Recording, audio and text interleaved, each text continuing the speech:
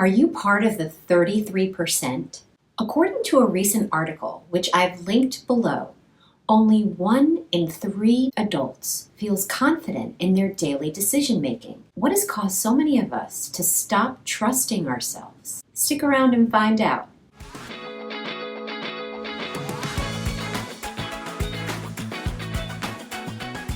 Hi, I'm Hope. I'm the author of the book, The Creative Toolbox, a practical guide to discovering and using your creativity. And I love helping people explore intuition, creativity, and self-awareness for a freer, more conscious life. Why is it that only 1 in 3 of us trust our daily decision-making?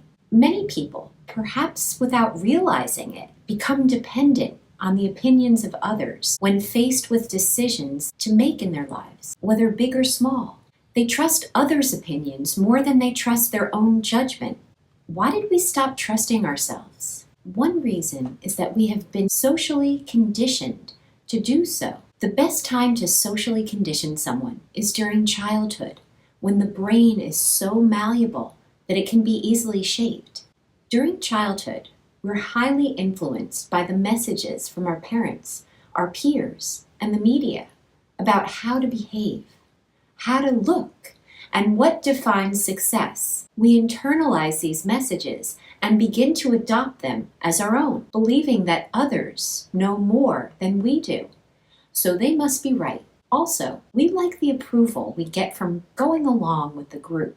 We feel like we belong. This sense of approval and belonging may become so important to us that we are willing to suppress or even abandon our true beliefs so we are not criticized or rejected. Fear of rejection may be so strong that we begin to develop a real fear of being authentic. Repeated messaging may lead to self-limiting beliefs that even if we are capable of something, we could never do it due to social stigma or feelings of inadequacy. I may believe I can be a doctor because my family respects this career, but I can never be an artist because my family looks down on this career choice. Or I am smart enough to do this, but I don't have the intelligence to do that, so I won't even try.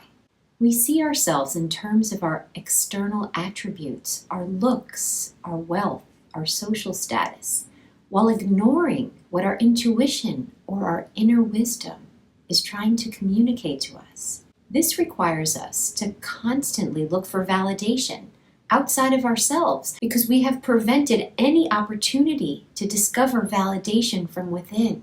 As a result, what can happen? We can become people pleasers, prioritizing the needs of others over our own.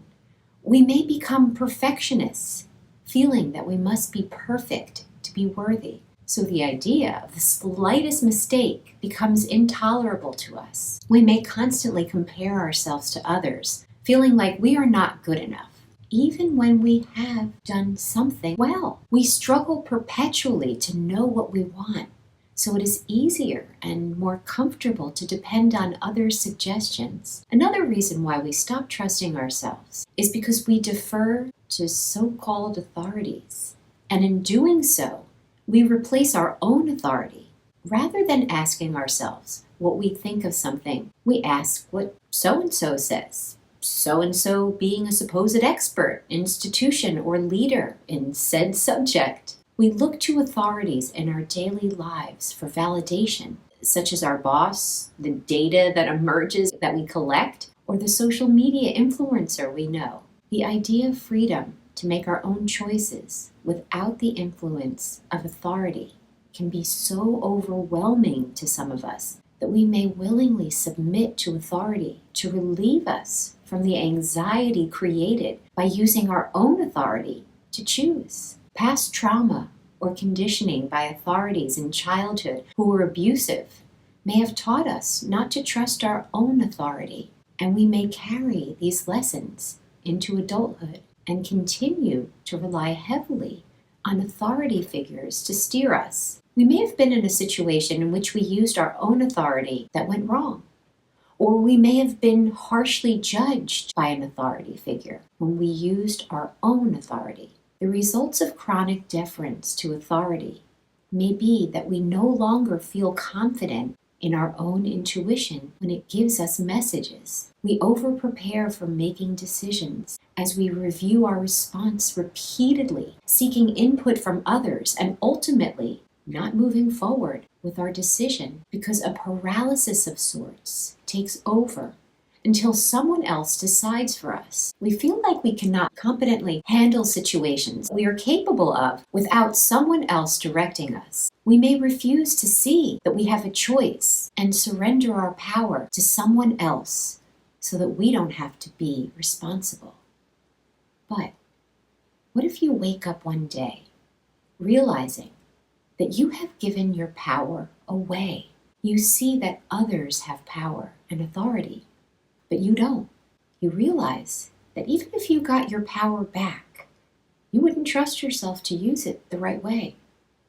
You wouldn't trust that you would use it the way it is intended for you, because you don't even know who you are. And when these realizations become more intolerable than the relief that comes from not having to take charge, that's when it's time to make some changes. But how do you start the process? Here are 3 ways that you can reconnect with your inner self to start rebuilding trust in yourself. Number 1, listen to your body as you make choices for yourself. Does your body feel calm as you are thinking about a choice you make?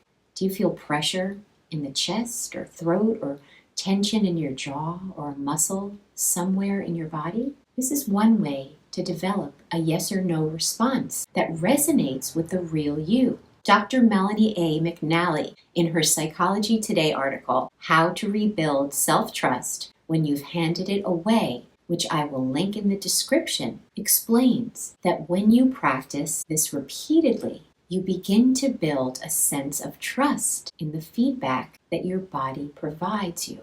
Number 2, practice being alone. Gradually increase time spent by yourself so that you can begin to enjoy your own company and meet your own needs. Work up to spending at least a few hours one day per week, focusing on your needs and not serving others, and doing things that focus on self-care. Get a massage, soak in a tub, get out in nature. And number 3, identify your wants. When you are in a situation in which you are to decide what you want, don't start by asking someone else what they think. Rather, pause and get out a pen and notebook and start writing what you want in the situation. There is no one out there that is more of an expert on what is best for you than you.